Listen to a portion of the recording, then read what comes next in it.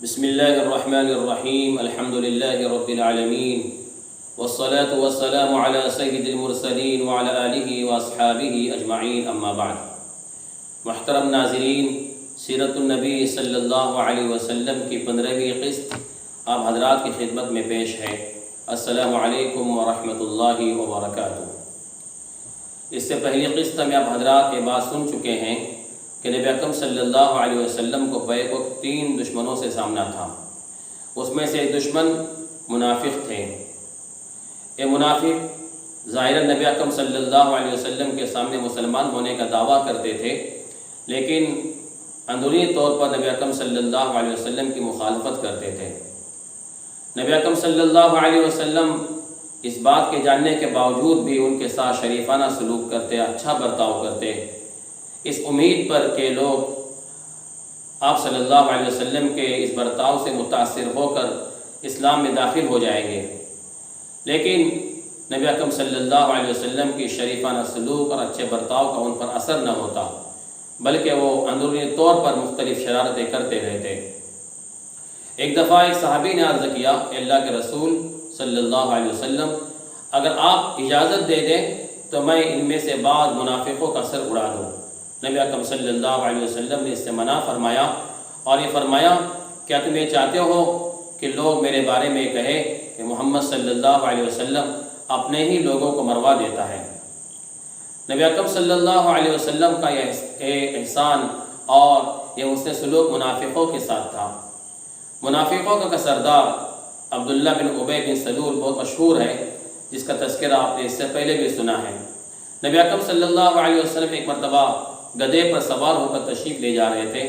ایک جگہ پر کچھ مسلمان، کچھ یہود اور کچھ منافق بیٹھے ہوئے تھے۔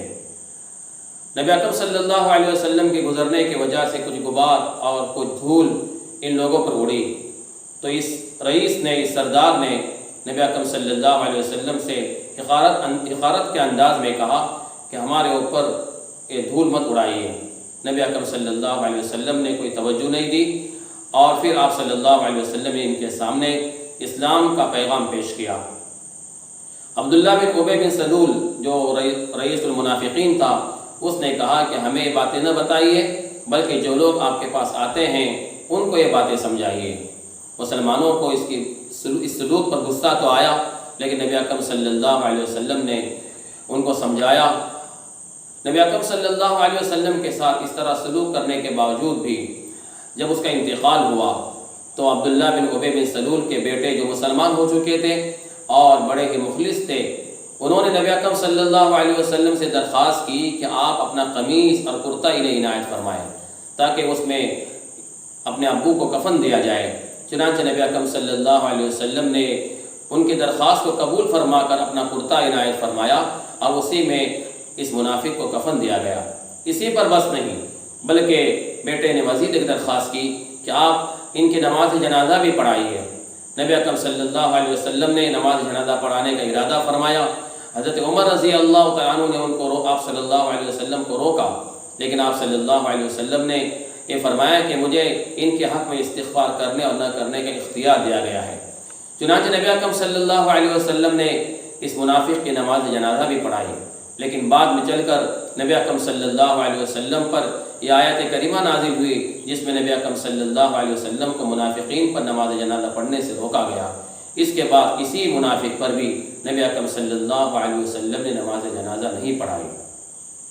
نبی اکرم صلی اللہ علیہ وسلم جانتے تھے کہ منافقین گھر کے بھیدی ہیں، اس لیے مسلمانوں کو ان سے چوکنا رہنے کی ترغیب اور تاکید کرتے رہتے تھے اور یہ فرماتے تھے کہ کسی قسم کا راز ان کے سامنے ظاہر نہ کرنا، ان سے ہمیشہ بچ کر رہنا، اس لیے کہ یہ منافق ہیں، سامنے سے اچھے رہتے ہیں لیکن اندرونی طور پر یہ مسلمانوں کے دشمن ہیں۔ آپ صلی اللہ علیہ وسلم کا زور جیسے جیسے بڑھتا گیا، یہ منافقین اپنے طور پر جو ہے ان کا خاتمہ ہوتے گیا۔ یہ منافقین تو ختم ہو گئے، لیکن نبی اکرم صلی اللہ علیہ وسلم نے ان کی جو عادات تھی اور ان کی جو صفات تھی، جو خبیث صفات تھی، اس سے اپنی امت کو متنبع کیا اور فرمایا کہ منافق کی 3 علامتیں ہیں۔ جب وعدہ کرتا ہے تو وعدہ خلافی کرتا ہے، جب بات کرتا ہے تو جھوٹ بولتا ہے، اور جب اس کے پاس امانت رکھوائی جاتی ہے تو خیانت کرتا ہے۔ لہذا مسلمانوں کو چاہیے کہ اس طرح کی عادتوں سے اور اس طرح کے باتوں سے اپنے آپ کو بچائے اور منافقانہ جو خصلتیں ہیں اس سے اپنے آپ کی حفاظت کرے۔ وآخر دعوانا الحمد للہ رب العالمین۔